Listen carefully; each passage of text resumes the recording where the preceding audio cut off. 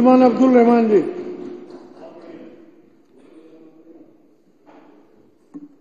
धन्यवाद अध्यक्ष महोदय, आपने मुझे इस पर बोलने का मौका दिया। अध्यक्ष महोदय, दिल्ली 2013 से पहले और 2024 में जमीन और आसमान का फर्क दिल्ली के अंदर आया है, तो वो आया है श्री अरविंद केजरीवाल जी की बदौलत। अब उसमें अगर बात करें अध्यक्ष महोदय, मैं पानी की बात कर रहा हूं, जो 2013 में 836 एमजीडी पानी था दिल्ली के अंदर, और हरियाणा और उत्तर प्रदेश दोनों पड़ोसी राज्यों से एक बूंद पानी की नहीं बढ़ाई गई। उसके बावजूद दिल्ली ने अपनी सूझबूझ से, दिल्ली के मुख्यमंत्री ने 995 एमजीडी पानी दिल्ली में बढ़ाकर कर दिया, जिससे दिल्ली के लोगों को काफी राहत मिली है। अध्यक्ष महोदय, तीर्थ यात्रा की बात करें तो तीर्थ यात्रा में मैं, क्योंकि सभी विधायक के ऑफिस से फॉर्म साइन होते हैं, और मैंने भी अब तक मेरे ख्याल से 1000 से ऊपर लोगों को तीर्थ पर भेजा है।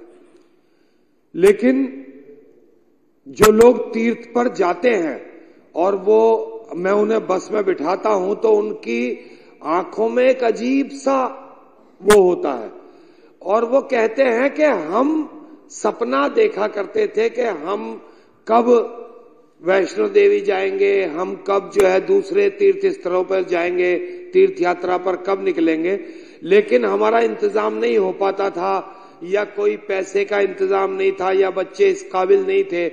लेकिन माननीय मुख्यमंत्री अरविंद केजरीवाल जी की बदौलत ये संभव हो पाया कि हम पूरे बेहतरीन इंतजाम के साथ अपना तीर्थ मुकम्मल करके आ रहे हैं।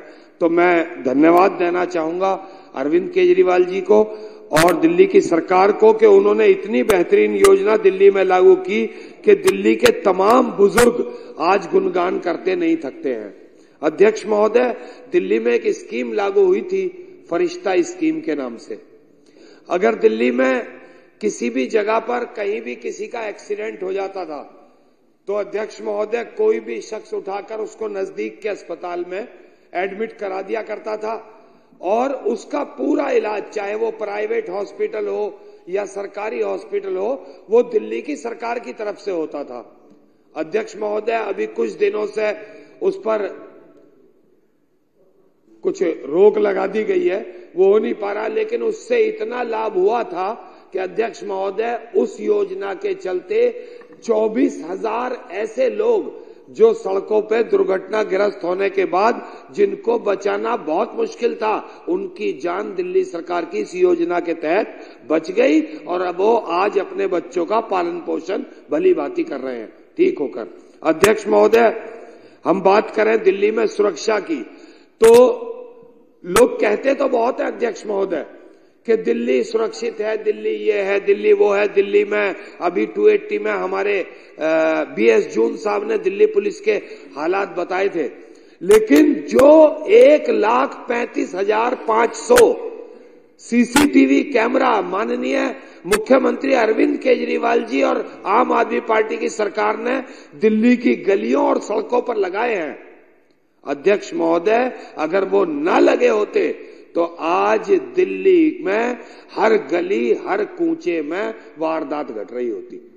उनकी वजह से काफी भय उन बदमाशों में, चोरों में रहता है कि एक आंख ऊपर से देख रही है, और पुलिस भी आज सबसे ज्यादा, आप देख लीजिए कि जगह जगह आती है, इसका पासवर्ड बता दो, और बताया और चोर के घर तक पहुंच गई।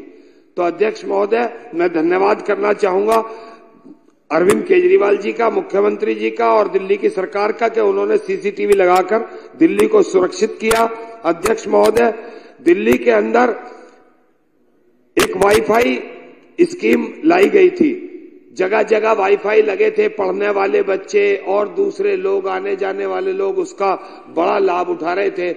न जाने किस कारणवश और किसकी मेहरबानी से उसको सेवा को अभी रोका हुआ है। मैं ये भी कहना चाहूंगा कि उसे तुरंत चालू किया जाए। अध्यक्ष महोदय, आपसे एक बात और कहना चाहूंगा कि दिल्ली के मुख्यमंत्री अरविंद केजरीवाल जी की सूझबूझ से दिल्ली के उन इलाकों में, जैसे कच्ची कॉलोनियां हैं, आज तक काम नहीं होता था। कच्ची कॉलोनियों में कहीं लोग अजीब सा जीवन जी रहे थे, न सड़कें बनती थी, न वहां कोई सुविधा थी, लेकिन मुख्यमंत्री सड़क योजना के तहत उन इलाकों में भी भरपूर काम हुआ है। और एक एमएलए का बजट 4 करोड़ रुपए मिलता था। उस 4 करोड़ रुपए में छोटे मोटे काम होते थे, लेकिन आज मुख्यमंत्री सड़क योजना से और दूसरे मदों से बजट मिलकर और डीबीडीबी के माध्यम से, अध्यक्ष महोदय, आज पूरी दिल्ली में मैं समझता हूं कि 90% गलियां बिल्कुल ऐसी होंगी चकाचक जहां गड्ढा नहीं मिलेगा आपको देखने को। 10% की मैं गारंटी नहीं देता, उन पर भी काम की तैयारी है या होने वाला होगा। आज अल्लाह का शुक्र है कि दिल्ली के अंदर हर नागरिक दिल्ली के कामों से, दिल्ली के मुख्यमंत्री की वजह से बहुत खुश है। और दिल्ली में जब 2013 में आम आदमी पार्टी की सरकार बनी, तो मैं आपके माध्यम से उन भाइयों को भी बताना चाहता हूं जो लोग दिल्ली की सरकार की तरफ उंगलियां उठाते हैं और दिल्ली की सरकार पर सवालिया निशान खड़े करते हैं। मैं उन्हें बताना चाहता हूं कि सेंट्रल में एक गवर्नमेंट चल रही है हमारी, और उस सेंट्रल की गवर्नमेंट पर जो है 2014 से पहले जो 55 लाख करोड़ रुपए का कर्जा था, वो बढ़कर 205 लाख करोड़ रुपए का हो चुका है। और दूसरी तरफ एक दिल्ली की सरकार जो बिल्कुल छोटी सी सरकार है और छोटा सा राज्य है। अध्यक्ष महोदय, जब 2014-15 में दिल्ली में सरकार बनी तो उस वक्त 30,000 करोड़ रुपए का बजट दिल्ली सरकार का होता था। अध्यक्ष महोदय, आज 2023-24 में 80,000 करोड़ रुपए पर पहुंचाने का दम माननीय मुख्यमंत्री अरविंद केजरीवाल जी का ही है, दूसरे किसी शख्स का हुआ नहीं। वरना किसी भी राज्य में देख लो, जहां देखोगे सरकार घाटे में मिलेगी। ये पहली सरकार है, और वो सच कहते हैं कि अगर अरविंद केजरीवाल जी ने कहा कि ये ईमानदार सरकार, तो ये ईमानदारी नहीं, वाकई में कट्टर ईमानदार सरकार है। और अध्यक्ष महोदय, जो कल एलजी महोदय ने अपने अभिभाषण में जो भी कुछ कहा पढ़ा, मैं उनका धन्यवाद करता हूं और सराहना करता हूं कि उन्होंने बड़े सलीके से पढ़ा।